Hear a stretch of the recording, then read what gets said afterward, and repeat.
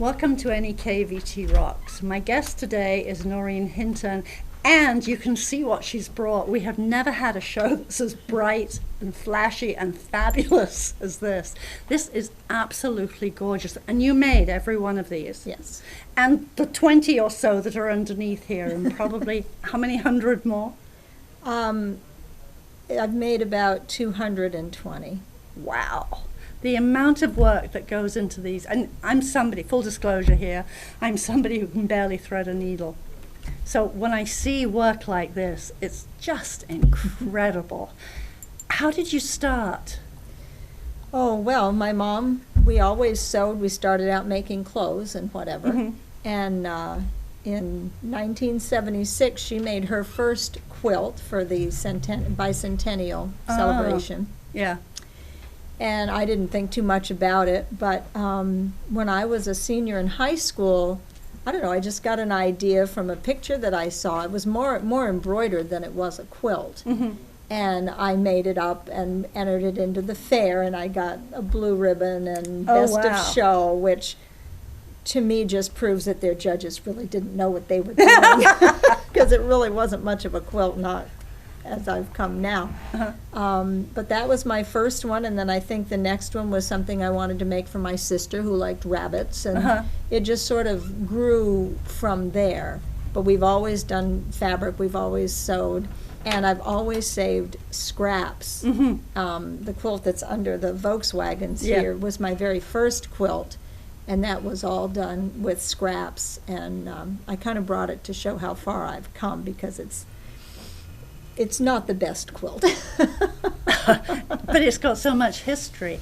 It does. I embroidered my wedding date on it, and my two children when they were born, their dates and what have you. So I mean, that's I kinda assume special. all of these quilts have a story. All of them have a story, yes. Do you create the story as you're doing the quilt? Or is the story, does the story come first and then the quilt? Some of each. Mm-hmm. Yeah, like the one in front of you there, the paisley. Mm-hmm. My mother collected paisley fabrics. Anywhere she'd go, she'd buy a piece of paisley fabric, and we always promised her that we would help her make quilts from these fabrics. Mm-hmm. And she passed in 2018, and we hadn't done it. I felt really bad. So my sister and I each inherited these boxes of Paisley. And I thought, as a tribute to her, I am going to make one for each of my siblings, each of her grandchildren, and each of her great-grandchildren. There were 4 of each. So I made 12 quilts, relatively identical. Mm-hmm. And out of that one box, all but 4 backings, everything you see on the quilt except for the black came out of that box. Oh, wow. And so, as a tribute to her, you can't see the other side, but she liked swans. Uh-huh. So I found a swan pattern, and I made 12 swans to put on the back. And then, you know, I put a little owl back there for my dad. He liked owls. So it's kind of that thing, and I gave them to everybody the Christmas of 2018. That's an incredible gift. Yeah. I mean, clearly this was the one, when you came in and you had arms full of quilts, I knew I wanted one in front of here. And it was, which one am I picking? And obviously I was drawn to this one. It's beautiful. Yeah. The one that's in front of you that is gargantuan, Mm-hmm. what's its story? Well, what year was it? Maybe 2019.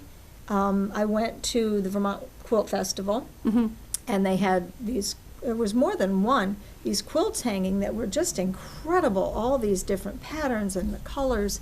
And I always read the card because I'm always interested in the patterns. Right. And it was a Block of the Day challenge from Catherine Kerr in Australia.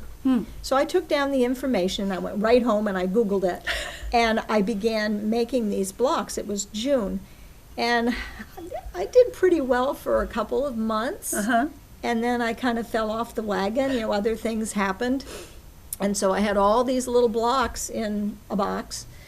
And so this year, I think well, maybe it was last year, I emailed her and said, gee whiz, I missed out on these other blocks. Is there any way I can get the Can I catch up? Can I catch up? Exactly. And she reran the challenge, not just for me, but Yeah.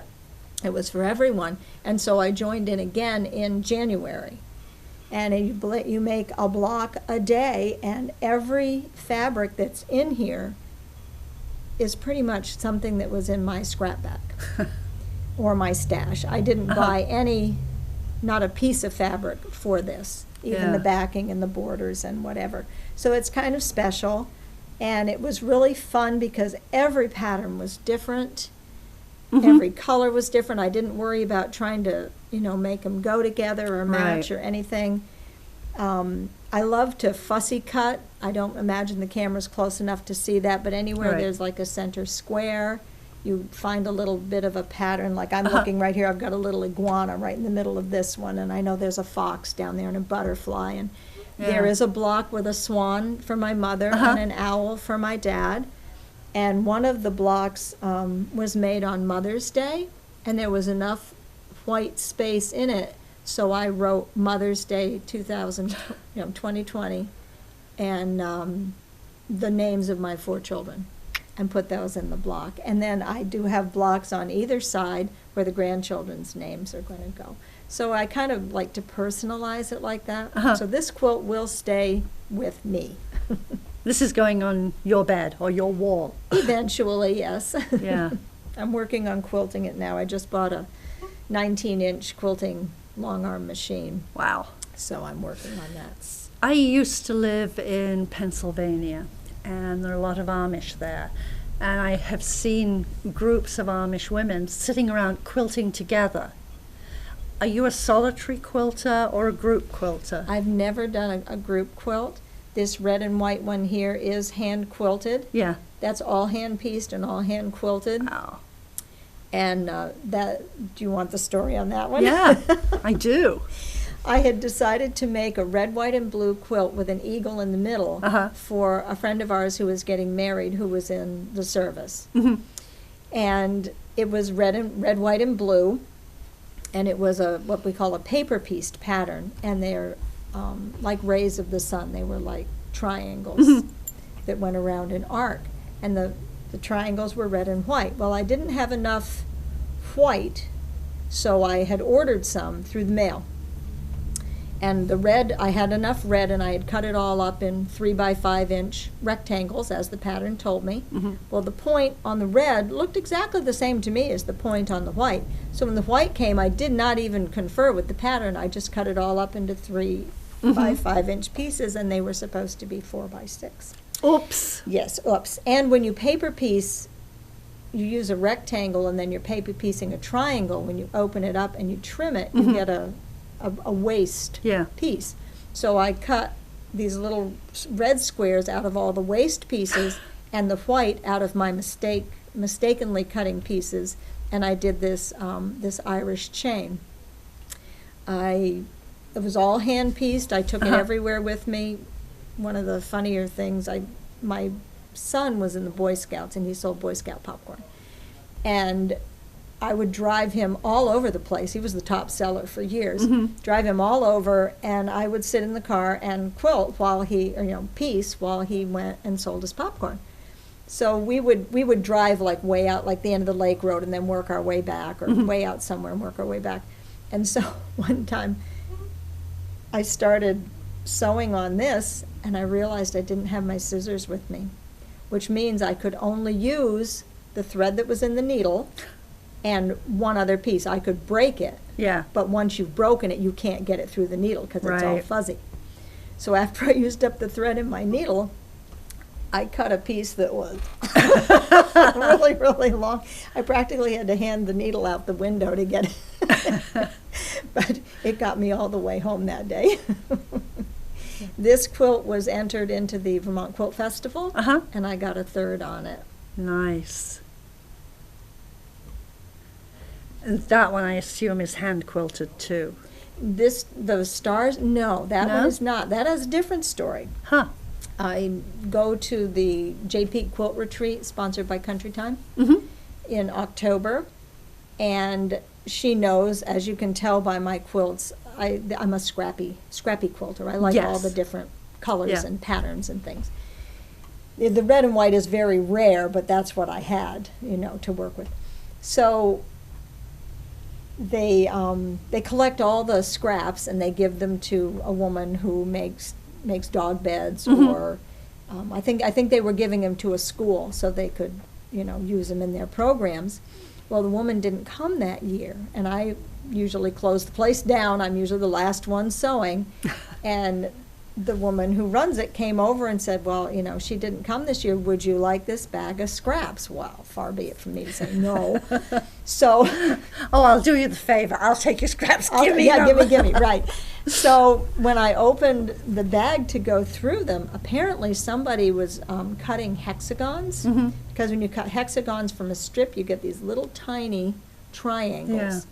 So these that look like diamonds are actually, most of them, 2 triangles sewn together. Wow. So I collected all these little pieces and sewed them together into diamonds. And then I backed it with that nice soft minky, and so, on the couch, throw it over your feet at night or whatever. But has anybody told you you're an addict? Yeah, I think you said that earlier. I did. Yes. I meant anybody else. It's a fabulous addiction. I like to have something to do with my hands. I don't sit quietly very well. What's the story with the VW bus? I'm an old hippie, Well, and I am too. I learned to drive on a Volkswagen bus. My dad had a succession of buses and bugs. He was a Volkswagen guy. I used to help him do his mechanic work and stuff. Yeah. So we grew up with buses, and we went camping. And we would pack that bus. Sometimes there were 8 of us in there, and 2 guitars and friends, and it was crazy. And so we would camp, and my sister found this pattern and she showed it to me, and I immediately wanted to make it for that reason. And it's fun to showcase some of the different fabrics, and I had a lot of landscape fabrics and so forth. So, and actually it's on the back. I have a tag on the back. I showed my sister this quilt when I got it all done, and she said, "What? No super bus?" When we were camping, when we would stop at restaurants, I would take a napkin and I would write it was a super bus cartoon, a little funny or whatever like that. And my dad really got a kick out of those. So she said, "What? No super bus?" So the label on the back is super bus. He's got a cape, and then there's a little kind of a little shout out to my folks about camping. I can't remember I had 2 names for that one, but one of them is, it's sort of like a Jeopardy question. My parents used to play this game. One of them would give the answer, and then the other one would have to come up with the question that would answer. And so my mother started, and she said, "Okay, camping," and my father said, "Where are you going with all your furniture?" So he thought we packed too much. So that's the name of the quilt. "Where are you going with all your furniture?" I can see people lining up to buy this one. Do you sell your quilts? I do not sell my quilts. My sister and I made one quilt because someone asked us to make it, and I said, "You don't want to do that." I said, "It's going to cost you at least $1,000. And she said, "Okay." So we thought, well, okay, well, we'll do that. Well, we kept track of all our time, all the materials. Yeah. Just straight out of the box, it should have been like $2,500. Yeah. And then it still needed to be quilted. And it was such a nice quilt that she spent another $250 to send it to a professional quilter to have it done. So that quilt should have been, a lot more. We gave it to her for the $1,000 because that's what we contracted. Wow. But, I didn't even make $8 an hour, and my sister's a professional seamstress, and she knocked her rate down to 10, to get it down to even close to that 2,500. So you really can't. I don't know if there's too many people who are going to pay, like this quilt here. You're probably talking $5,000. Right. With the work and the materials and so forth. Yeah, it would be hard to get that kind of money. It would be hard to get it. So my thought is, if I like you well enough, I'll probably give you a quilt, and no, I don't sell them. Amazing. The person who suggested you to me, Barbara, yeah, said that you use them as fundraisers sometimes for organizations. I do. I've donated a lot of quilts for fundraisers.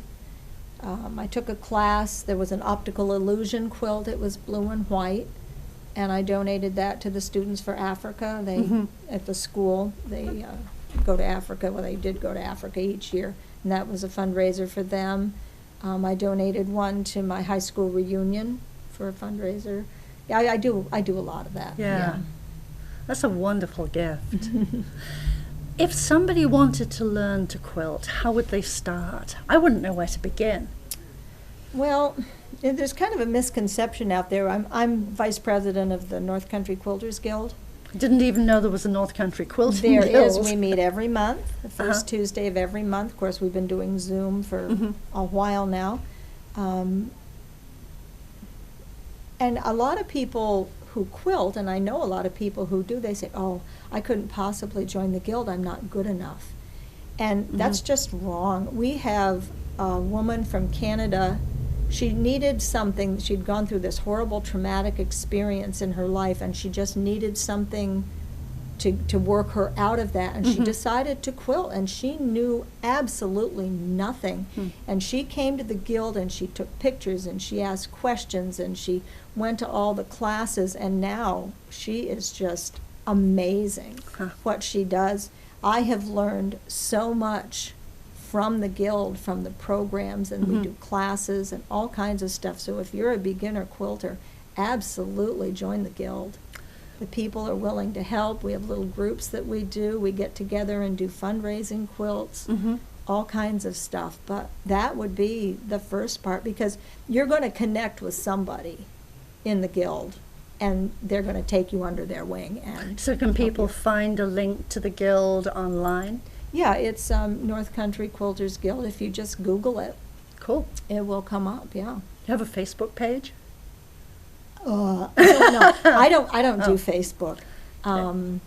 We can look, because we can attach it to the end of this show. Okay. Yeah. I don't know if anybody's doing a Facebook page. Yeah. Yeah, I mean, people are going to look at these and think, wow, I'd love to be able to do that. But like me, I can't thread a needle. So. Well, and kind of the flip side is people look at this and they get totally intimidated, by the fact that, I don't do much else. So, and it's what I love to do. And, there's other people in the guild, they have a lot of other interests. Some of them paint, a lot of them, their grandchildren, or they still work, and they don't put out the number of quilts I do, and that's okay. Absolutely. As long as you're enjoying what you're doing. Yeah, I'm part of MAC, Men for Magog Arts Collaborative, and we have quilters there who do choose to sell work.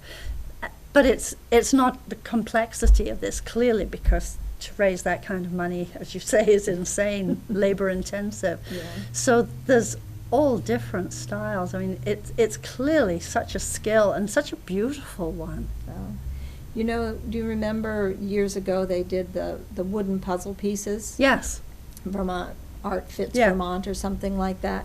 Well, I took one, and I made a little quilt that went over the top of this. And it was a lot of fun. I thought, what am I going to do with this? And I thought, well, I work in fabric, so it's going to be fabric.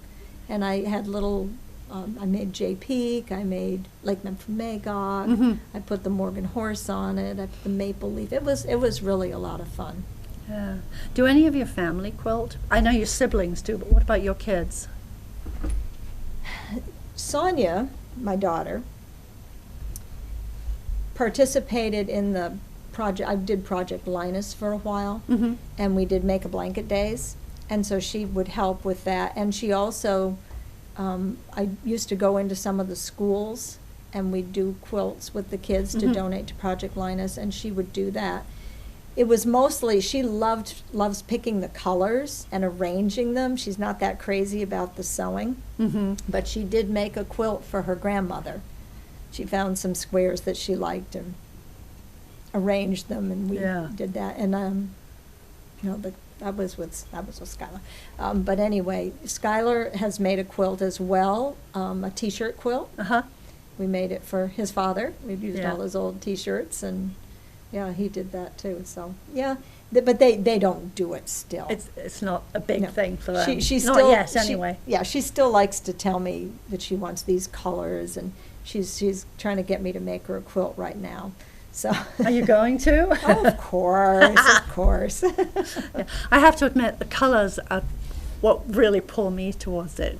Because you can do so much. You must have so much fun just figuring out the colours and what goes where. And that's the fun. Yeah, this one here is another hand-pieced one. Uh-huh. And again, I just took my scrap box downstairs and I just pawed through it and kept cutting stuff. This, of course, takes little teeny pieces, so I could use more of the scraps than something like this, which takes bigger pieces. Yeah. So I don't throw much away. I would be very surprised if you throw anything away. Yeah, it can get bad. Are there stores around here that sell quilting supplies? Yes, there's 2 in Troy, and I work for the one, the Country Time. She was in Derby, Mm-hmm. and she was mostly a gift shop. Yes. This is kind of interesting, I remember too. in Derby, it was on 111. Yes. Just around the corner. Just around the Yeah. corner by the Derby Village store, Yeah. yes. And she Lovely was, store. she was mostly gifts. And I asked her the other day, I said, when did you move into quilting? And I forget what year she said it was, but she said, my first collection, the first thing I bought was violets, the purple and, the whole collection. And I said, oh, that's very interesting, because I took a quilt, it was when we were doing Project Linus or Camp Agape, I can't remember which, but she would rent out her long arm machine and let people use it. Huh. And so I went up to do that, but the fabric and the batting were too thick on my Yeah. quilt, and I kept having trouble with the machine. I had to keep going to get her and having her fix it for me. I felt awful. But while I was standing around waiting, there was this lovely collection of violets, and I absolutely fell in love with them, and I bought, I bought some of everything. Of course. Thinking I knew what quilt I wanted to make with it, and so I had bought enough. And I actually only just made that quilt 2017. Mm-hmm. So, like 10 or 12 years after I bought the fabric.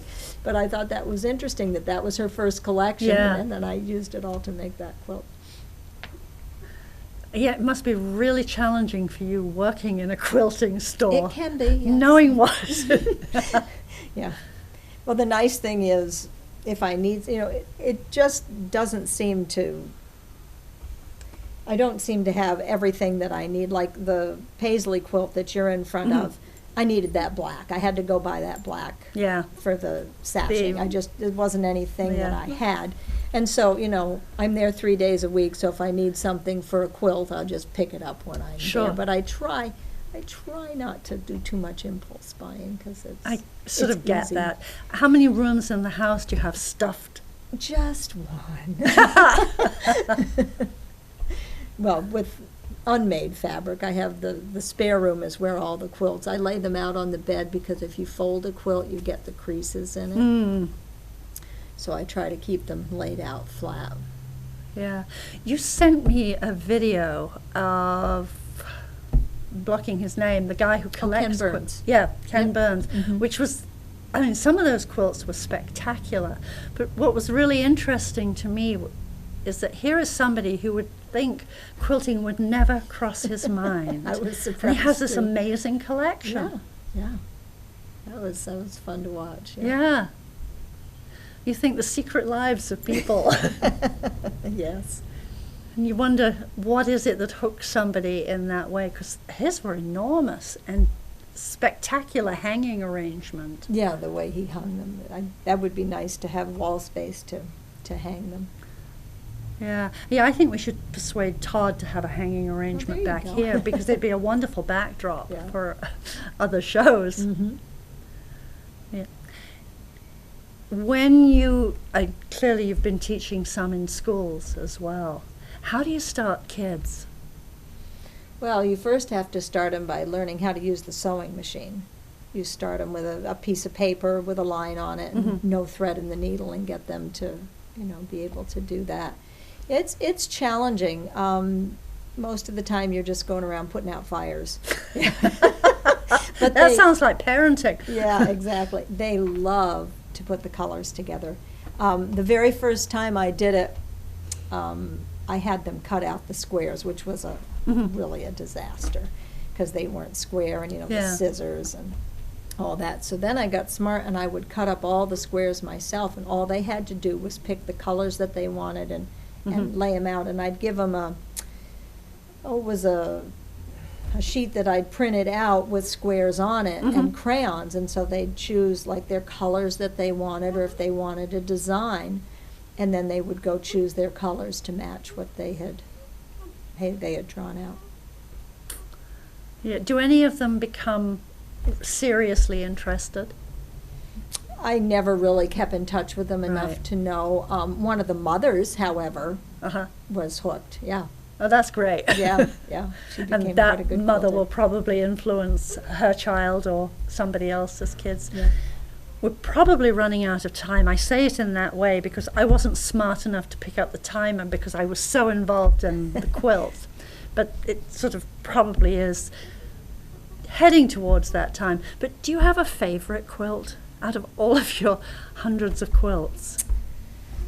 Boy, that would be hard. Right now, I think it's this one.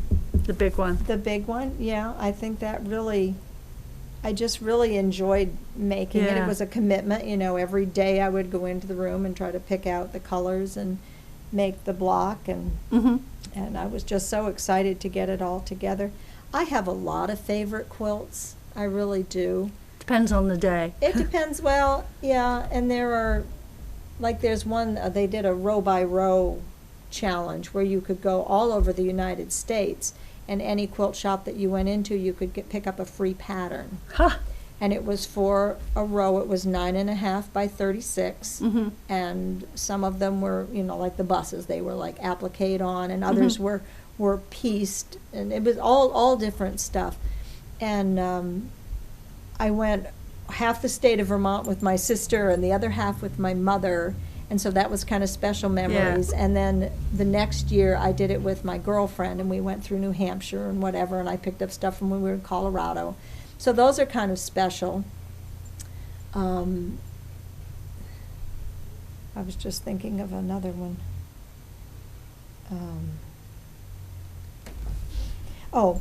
We did a pizza box challenge with the Guild.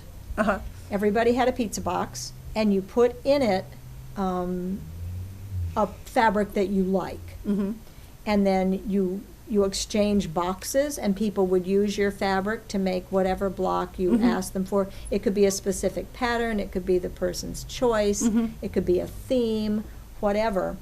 And I ended up doing 2 because I instigated it. Right. So because one, I put in just the one fabric, and the other one, I wanted my block to be specific, so I put in the background and the sashing, and then they used their fabrics for the actual block. And to me, those are really special because I look at those and go, oh, Sherry made that block, and Jeannie made that block, and Cindy did this one, and Chris did that one. That's so fun. It was kind of a nice, all my friends participated in those quilts.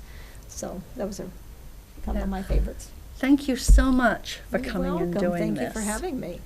And with sharing it shares so much of your life and your connections with others. It's such a beautiful way of doing that.